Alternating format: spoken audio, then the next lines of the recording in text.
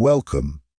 Before we step into one of the darkest and most forbidden stories of the 19th century, tell me where you're watching from. Tonight's story is not rumor or legend. It's a real historical mystery uncovered through letters, court whispers, and records that many tried to erase. He was a powerful senator. She was the woman he legally owned. And their secret marriage in 1841 led to a chilling chain of events no one could explain. If you appreciate true stories that take serious time and effort to research and verify, make sure to subscribe, because bringing buried truths like this to light takes real work, and this one is deeply unsettling. From the outside, he was everything a man of power in 1841 America was supposed to be. A respected senator, well-dressed, well-spoken, photographed in newspapers with a calm, authoritative expression. He attended debates, signed documents, shook hands with governors and generals, and spoke publicly about law, order, and the moral future of the nation. In Washington, his name carried weight. People listened when he spoke. They trusted him. His speeches were quoted, his opinions debated in drawing rooms and taverns alike. To the public eye, his life appeared clean, disciplined, and carefully controlled. But behind the closed doors of his private estate, another life existed, one that could never be acknowledged without destroying everything he had built. Away from the Senate chambers and political dinners, he lived among enslaved people he legally owned, including a young woman whose presence never appeared in any official record beyond inventory lists and household ledgers. To the law, she was property. To him, she was something else entirely, and that contradiction sat at the center of his double life. Those who worked in his household later recalled how differently he behaved once visitors left. His posture changed. His voice softened. He spent long evenings away from his study, often in the servant quarters, returning late with an expression that was neither guilty nor ashamed, but strangely peaceful. The enslaved woman was kept close, assigned duties that allowed constant access to the main house. She was never sent to the fields. She traveled with him when he moved between properties. And though no one dared speak openly, everyone noticed. In public, the senator was vocal about tradition and order. He defended the laws of the land, including those that upheld slavery. He spoke of hierarchy, of God-given roles, of stability, yet in private, he violated the very foundation of those beliefs. He educated her quietly, teaching her to read under the guise of religious instruction. He allowed her to wear clothing that marked her differently from the others. And most dangerously of all, he treated her as a companion rather than property, a fact that terrified those who witnessed it. This was not just hypocrisy. It was a risk no powerful man of that era should have taken. If exposed, it would not have resulted in scandal alone. It could have ended his career, destroyed his family name, and possibly placed his life in danger. Society did not simply condemn such relationships, it punished them violently. The law gave him total control over her body, but it gave him no protection if the truth of emotional or marital bonds became known. Those closest to him began to sense that he was no longer careful. He cancelled meetings without explanation. He refused invitations to social gatherings. He spent weeks away from Washington with no official reason recorded. Letters went unanswered. When questioned by political allies, he brushed off concerns, claiming illness or exhaustion. But rumors move faster than truth, and whispers began to circulate, first among servants, then among rival politicians who noticed his sudden unpredictability. What made the situation even more dangerous was the woman herself. She was intelligent, composed, and quietly observant. Visitors later described her as having the bearing of a lady, a phrase rarely applied to someone enslaved. She spoke little, but when she did, people listened. And though she never claimed any title, her presence beside the senator suggested a closeness that unsettled guests. In a world obsessed with rigid boundaries, she existed in a space that should not have been possible. The senator's public image depended on control, over narrative, over perception, over silence, and yet, the more he tried to live two lives at once, the more unstable both became.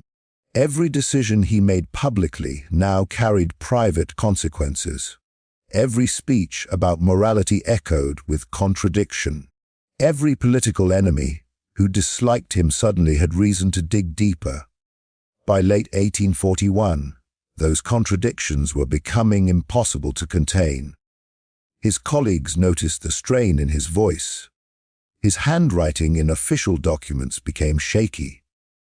He began making uncharacteristic errors, misquoting laws he once knew by heart, forgetting names, missing crucial votes. It was as if the pressure of secrecy was slowly unraveling him. What no one understood at the time was that the danger was not coming from exposure alone. It was coming from the collision of two worlds that were never meant to touch. A man who represented the law, a woman who existed outside it. A relationship that challenged not just society, but the very structure of power itself. And as history would soon reveal, when that structure began to crack, it did not collapse quietly. It left behind disappearances, altered records, and a mystery so unsettling that even now, nearly 2 centuries later, historians still argue over what truly happened behind the senator's carefully constructed public life, and why so much evidence surrounding it vanished without explanation. She was never meant to be remembered. In the official records of 1841, her existence was reduced to ink and numbers, a name written once, misspelled twice, then quietly replaced with the word female in property ledgers. No birth record, no family name, no photograph. History did not intend to leave space for her story, and yet she stood at the center of everything that followed. While the senator's name was printed in newspapers and preserved in archives, hers was deliberately blurred, as if someone had gone to great effort to make sure she could never be traced. Those who lived on the estate knew her simply by a first name, one that never appears consistently in any surviving document. Some accounts call her Eliza, others Margaret, and a few mention a biblical name given by the senator himself. This inconsistency was not accidental. It was a method of erasure. Without a stable identity, she could not be followed through history, could not be claimed, could not be protected. And yet, despite this, witnesses later described her with striking clarity. Her calm demeanor, her intelligence, and the way she carried herself not as someone owned, but as someone aware of her own worth. She had not been born on the senator's estate. That much is certain. She arrived as a young woman, transferred from another property under circumstances that were never properly documented. No sale receipt survives. No bill of transfer. It is as if she simply appeared. Some historians believe this was intentional, that the senator used intermediaries to obtain her, keeping his own name off the transaction. Others suspect she was inherited through a family estate and quietly removed from official inheritance records. Either way, the gaps are telling. Someone did not want her trail followed. What unsettled people most was not just her presence, but how differently she was treated. She was assigned domestic duties that placed her in close proximity to the senator at all times. She ate better than others. She was educated in secret. A former household worker later recalled seeing books hidden beneath floorboards in her room, books no enslaved person was legally permitted to read. She spoke with confidence, and more than once was overheard correcting the senator on details of scripture or correspondence. No punishment followed, no reprimand, only silence. This silence extended beyond the household. Neighbors noticed that she was never listed among the enslaved people loaned out, sold, or reassigned, a common practice at the time. Her name never appeared on auction lists. She did not exist in the legal sense, which paradoxically made her both invisible and irreplaceable. If something happened to her, there would be no record of her absence. Yet despite this attempt to erase her, fragments of her humanity broke through. A letter from a visiting cousin mentions the woman in the house who speaks like she knows tomorrow. Another guest wrote of an unsettling intimacy between the senator and an unnamed servant who seemed to move freely between spaces usually forbidden. These brief mentions are all that remain, clues scattered like ashes, pointing to a woman whose identity was deliberately dismantled while she was still alive. What makes her story even more haunting is that, unlike the senator, she had no protection. The law did not recognize her consent, her marriage, or even her existence as a person. If the relationship was discovered, punishment would not fall evenly. He might face scandal. She would face violence, sale, or death. She lived every day knowing that the man who claimed to love her also held the power to destroy her with a signature. And yet, according to later testimony, she was not passive.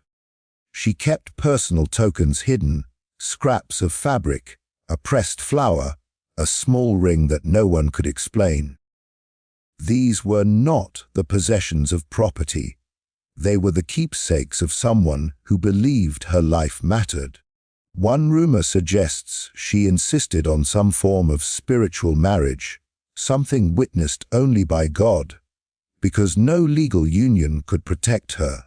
Another claims she demanded promises, not of freedom, but of acknowledgement, that she would not disappear without meaning. Ironically, it was this insistence on being seen that may have sealed her fate. When whispers of the relationship began spreading beyond the estate, it was her identity that became the greatest threat. A powerful man could deny rumors. He could manipulate records. But a woman who did not fit neatly into the system, who could not be categorized, was dangerous. After the mystery unfolded, her name vanished completely, not just from ledgers, but from memory. Servants who once spoke of her refused to answer questions. Letters referencing her were burned or heavily redacted. And unlike the senator, whose downfall became a matter of historical debate, she was swallowed by silence. That silence is not proof she did not exist. It is proof she mattered too much. In a world built on control, erasing her identity was the only way to contain the truth she represented. That even in bondage, she had a voice, a will, and a presence powerful enough to unsettle a man who ruled by law. And perhaps that is the most chilling part of the mystery. History tried to forget her, but everything that went wrong afterward seems to trace back to the fact that someone like her was never supposed to exist at all. The secret marriage was never recorded in any courthouse, never announced, never celebrated in daylight. If it happened, and the evidence strongly suggests that it did, It existed in the narrow space between faith and fear, where law could not reach and society would not look. In 1841, a legal marriage between a white senator and an enslaved woman was impossible. Not just illegal, but unthinkable. Such a union would have shattered the social order and invited violence. And yet, fragments of testimony, altered documents, and carefully worded letters point to something far more binding than an affair.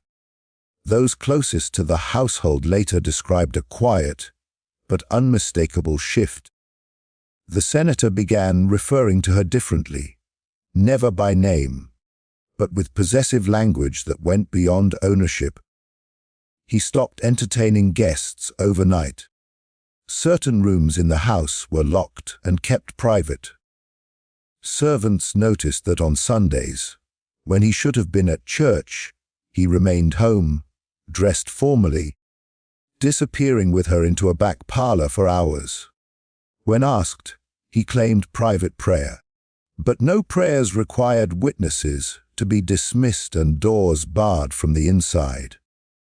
The strongest suggestion of marriage comes from a damaged Bible discovered decades later among the senator's remaining effects. Inside the cover, written in a hand that matches his, were two initials joined by a simple cross and a date corresponding to late 1841. No explanation, no names. Just a mark that carried enormous meaning at the time. Such inscriptions were common among couples who married quietly or under questionable circumstances, using God as the only authority that mattered. For someone in his position, this may have been the only marriage he believed was possible, one sanctified spiritually, even if condemned legally. There are also references to a clergyman who visited the estate briefly and left abruptly, never to return. Church records from that period show a gap in his travel log and a sudden reassignment to a distant parish. No reason is given. No farewell sermon was recorded. Some historians believe he was summoned specifically for a private rite and then removed to ensure silence. The timing aligns too closely to be coincidence. What makes the secrecy even more chilling is the care taken to conceal it. Household staff were rotated frequently. Letters were written in code or burned after reading. One surviving note refers to the covenant, a word rarely used outside religious contexts. Another mentions what must never be named, even between us. This was not the language of a casual relationship. It was the language of people who understood the danger of acknowledgement. For the woman at the center of this, the marriage was both protection and peril. Spiritually, it offered dignity, recognition, and a bond that slavery tried to deny her. Practically, it changed nothing in the eyes of the law. She remained property. If the secret were discovered, she would suffer the consequences far more brutally than he ever could. And yet, multiple accounts suggest that she insisted on the union, not as rebellion, but as affirmation. If she was to be erased by history, she would at least know, in her own soul, that she had been chosen, not owned. The senator, too, seemed to believe the marriage mattered. After the supposed ceremony, his behavior shifted noticeably. He altered his will, adding a sealed addendum that no one was permitted to open. He began transferring assets quietly, placing land in trusts under obscure names. These actions suggest preparation, not for exposure, but for loss, as if he knew the arrangement could not last, and that something would eventually demand payment for the secret he was keeping. Rumors did begin to circulate. Too many changes, too much withdrawal, too much protection around one woman who was meant to be invisible. Political rivals took notice. Neighbors whispered. Servants were questioned. And as the pressure grew, so did the risks. A secret marriage in that era was not just scandalous. It was destabilizing. It challenged the foundation of power itself, blurring the line between ruler and ruled, master and enslaved. What followed the rumors is where the mystery turns dark. The clergyman vanished from the story. Records were altered. Witnesses contradicted themselves or disappeared entirely. And the woman, the wife history refused to name, faded from all documentation as if she had never existed. No sale, no death record, no burial, just absence. Whether the marriage was spoken aloud in vows or sealed only through shared belief, its impact was real. It set into motion a chain of fear, secrecy, and loss that no one involved could control. And perhaps that is the most unsettling truth of all. In a world obsessed with law and order, it was a quiet, forbidden promise, made in whispers, that triggered everything that came next.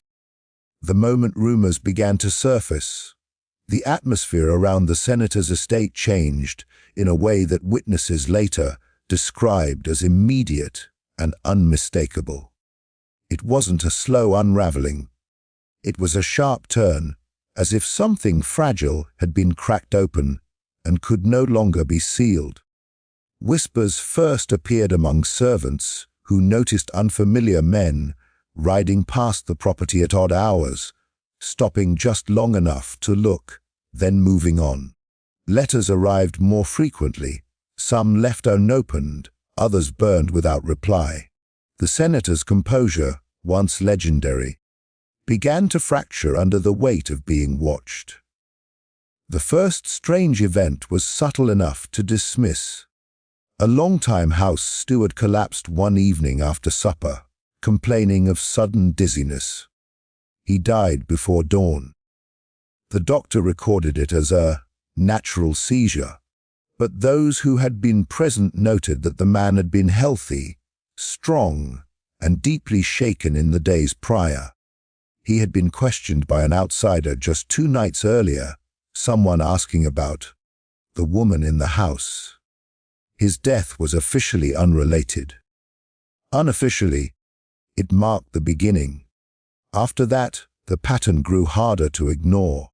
A neighboring landowner who had openly hinted at knowing the senator's secret fell from his horse on a clear, dry road and broke his neck. No one could explain how. The horse returned alone, calm and uninjured. Weeks later, a clerk in the county office, who had access to property and marriage records, was found drowned in shallow water, though he was known to be an excellent swimmer. His files were discovered in disarray, certain pages missing entirely. People began to speak in lowered voices. Coincidence, they said. Bad luck. But fear spreads faster than reason, especially when it follows a rhythm. Each death was connected, however faintly, to knowledge, to curiosity, to questions that went too far. Inside the household, tension reached a breaking point. Servants refused to sleep in certain rooms. Doors were found open that had been locked. Footsteps echoed at night where no one walked. The woman at the center of the rumors grew increasingly withdrawn, rarely seen outside a small set of rooms.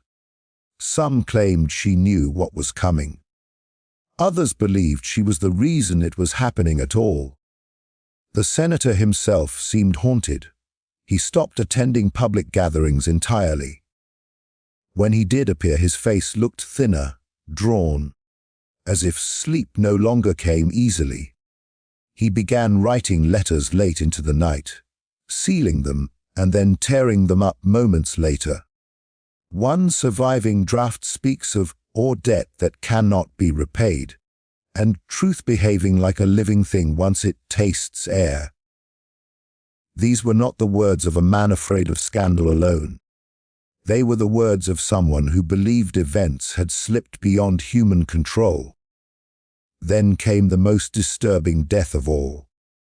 a young servant girl, barely old enough to understand the danger of what she'd overheard, was found lifeless near the edge of the property.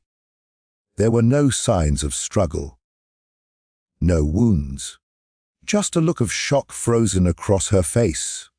She had been seen earlier that day carrying laundry from the woman's chambers.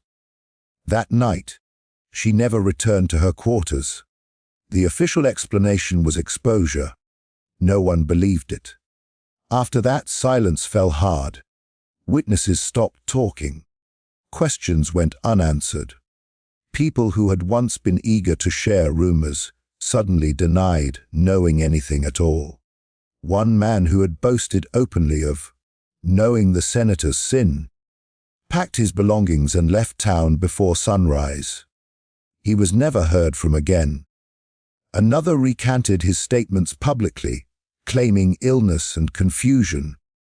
His handwriting later appeared on a document contradicting earlier testimony, though family members swore he could not write at all. What terrified the community was not just death, but the way records began to change. Dates shifted. Names disappeared. Entire entries were crossed out and rewritten in different ink. It was as if history itself was being rearranged in response to the rumors, as though someone or something was determined to erase not just the truth, but anyone who had brushed against it. The woman's disappearance followed soon after. One day she was there, the next she was not. No sale was recorded, no burial, no transfer of ownership. She simply ceased to exist on paper and in conversation. When asked, the senator claimed she had been sent away. Where, he never said. Those who pressed the issue found themselves unwelcome, then unheard. The final blow came when the senator himself fell ill. Not suddenly, but slowly, as if something were draining him. He suffered fits of confusion, periods where he claimed to hear voices calling his name from empty rooms. On one occasion, he reportedly asked a visitor if they could see her standing behind him. The visitor left immediately and refused to return. By the time the senator died, the mystery had consumed everything around it. Too many deaths, too many disappearances, too much silence. The official record lists his passing as natural causes. The unofficial story, passed quietly, carefully, suggests something else entirely. That once the truth began to surface, it demanded balance. And it took that balance in lives, in memory, and in fear. What remains most chilling is not that people died, but that they died in connection to knowing, as if awareness itself had become dangerous, as if the secret marriage, once whispered aloud, had unleashed a force that could not be contained by power, position, or law. And in the end, the greatest mystery was not who died, but who made sure the story never fully survived. As the deaths mounted and fear tightened its grip on the community, the most unsettling pattern began to emerge. It wasn't just people who were disappearing. It was evidency.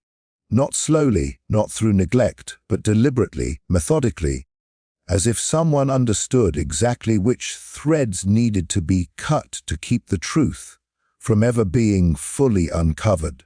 What had begun as whispered rumors now turned into a silent purge of witnesses and records, leaving behind gaps so precise they felt intentional. The first to vanish were the people who knew too much, but held too little power to protect themselves. A household servant who had worked closest to the woman was suddenly sent south, according to a brief note entered into the ledger. No destination was listed, no buyer named, no payment recorded. This alone was unusual, but what followed was chilling. Every servant who had shared quarters with her during that period was reassigned, dismissed, or disappeared within months. Some were sold, Others simply ceased to appear in records altogether. Families later searching for them found nothing. It was as if they had been erased mid-sentence. Then came the witnesses outside the household. A clerk rumored to have seen an altered marriage registry resigned unexpectedly and left town overnight. His rented room was found empty, his belongings untouched, his rent paid months in advance by an anonymous hand. A church sexton who had spoken privately of a forbidden union blessed in secret fell gravely ill and died within days. His church records from the previous year were discovered burned, supposedly in an accidental fire that affected no other part of the building. Even written correspondence proved unable to survive. Letters referenced in other letters no longer existed. Envelopes remained, but their contents were gone. One surviving piece of correspondence contains a line that reads, "I have destroyed what you asked, though I fear it has already been read by eyes it should not have reached. There is no signature, no date, only intent." County records were quietly altered. Pages were removed and replaced with near-perfect copies that differed only slightly, a changed date here, a missing name there. Ink analysis done much later showed inconsistencies, newer ink on older paper, handwriting that mimicked officials who had been dead for years. Someone had gone to great lengths to rewrite the past, not crudely, but convincingly. This was not panic-driven destruction. It was calculated containment. What made this erasure even more disturbing was how it spread. Once one record disappeared, others connected to it followed. A ledger missing a name was soon followed by a census without a household. A church registry lost its margin notes. A legal addendum referenced in a will could no longer be found, though witnesses insisted it had existed. The truth wasn't being hidden in one place. It was being dismantled everywhere it might resurface. And then there were the people who survived but changed. Witnesses who had once spoken confidently suddenly claimed confusion. Their stories shifted. Timelines blurred. Some denied ever knowing the senator personally. Others insisted the woman had never lived there at all. Fear does strange things to memory, especially when silence feels safer than honesty. One former servant reportedly said, "If it ain't written, it ain't real, and if it ain't real, it can't hurt me." That sentence alone speaks volumes. The most haunting disappearance, however, was that of the sealed addendum to the senator's will. Multiple references confirm its existence, a document meant to be opened only under specific conditions. Those conditions were never met, or so the official story goes. The addendum vanished sometime between the senator's illness and his burial. The executor denied ever seeing it. The safe it was kept in was found unlocked, empty, with no signs of forced entry. Whatever was written there, names, confessions, instructions, went with it. By the time historians began investigating decades later, they weren't just facing missing pieces. They were facing a puzzle designed to resist completion. Every path led to a dead end. Every question uncovered another absence. The witnesses were gone, the records compromised, the truth scattered beyond reconstruction. And that may have been the point. Because when power cannot erase a story through denial, it erases it through fragmentation. By removing the witnesses, altering the paper trail, and infecting memory with fear, the mystery was rendered unspeakable. Not disproven, just unreachable. What remains today is not a clear answer, but a chilling outline. A senator whose life fractured. A woman whose identity was dismantled. Deaths that followed curiosity. and a historical record that behaves less like coincidence and more like a crime scene, one where someone cleaned up too thoroughly. In the end, the greatest clue is not what survived, but what didn't. Because stories don't vanish on their own. They are buried. And whoever buried this one understood exactly how dangerous the truth would have been if it had lived. What followed after the erasure was not closure, but a long, unnatural quiet that settled over the town like a held breath. Life continued on the surface, markets opened, elections were held, sermons were preached, but something essential had shifted. People learned, without being told, that certain questions carried consequences. Children were warned not to repeat what they overheard. Elders corrected stories mid-sentence. Names that once circulated freely were replaced with vague phrases like, "that woman," or "those events." Silence became a form of survival, passed down carefully, generation to generation. The senator's estate did not remain untouched by this quiet. After his death, it changed hands more than once, never staying with a single owner for long. Each family that moved in reported unease they could not explain, unusual sounds at night, rooms that felt colder, doors that refused to stay closed. None of this was written down officially, but diaries and private letters speak of a shared discomfort, a sense that the house itself resisted being occupied. One owner abandoned the property after less than a year, citing persistent disturbances of mind and sleep. Another renovated extensively, sealing off older sections of the home entirely, as if hoping to trap the past behind fresh walls. Outside the estate, the community's memory fractured. Different versions of the story circulated, none complete, all contradictory. In one telling, the woman had been sent away for her own protection. In another, she had died suddenly and quietly. In darker versions, she had never existed at all, and the deaths were blamed on disease or chance. What united these stories was not accuracy, but caution. Every version was safer than the truth, whatever that truth might have been. Historians who later attempted to reconstruct the events found themselves fighting not just missing evidence, but resistance. Families refused interviews. Churches denied access to archives. County offices claimed records had been lost to fire or flood, though no such disasters were recorded elsewhere. When pressed, people became evasive or abruptly ended conversations. The past, it seemed, had learned how to defend itself. Yet traces remained, stubborn and unsettling. An unmarked grave discovered near the edge of the former estate contained artifacts inconsistent with the period's burial practices for enslaved people. Cloth of unusual quality, a small metal cross, fragments of a Bible page. No name accompanied the remains. The discovery was quietly reburied, the report filed and forgotten.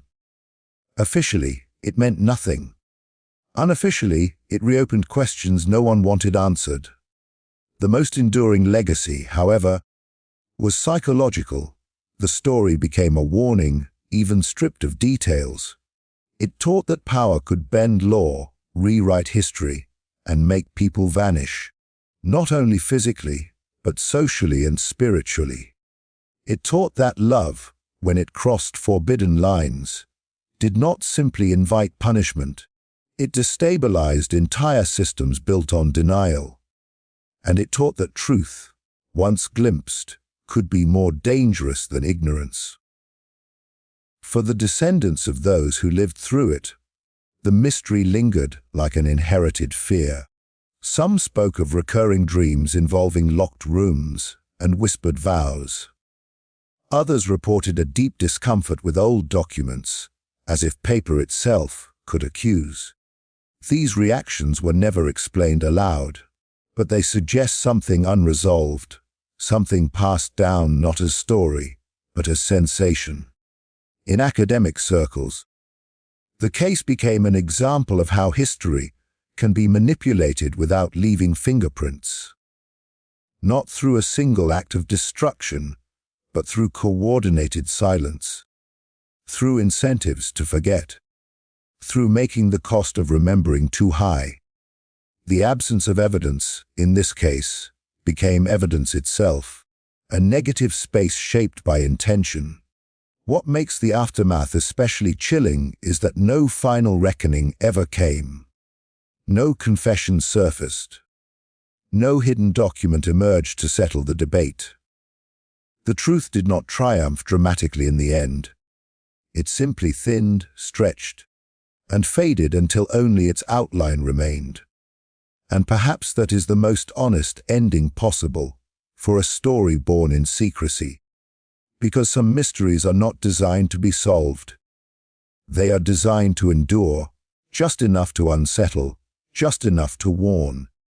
The secret marriage, the deaths, the disappearances, the erased woman whose life bent the rules of her world, all of it left a mark not in ink, but in behavior, in what people chose not to say, in what records refused to reveal, in the uneasy understanding that history is not always written by the victors, but sometimes by the most frightened survivors.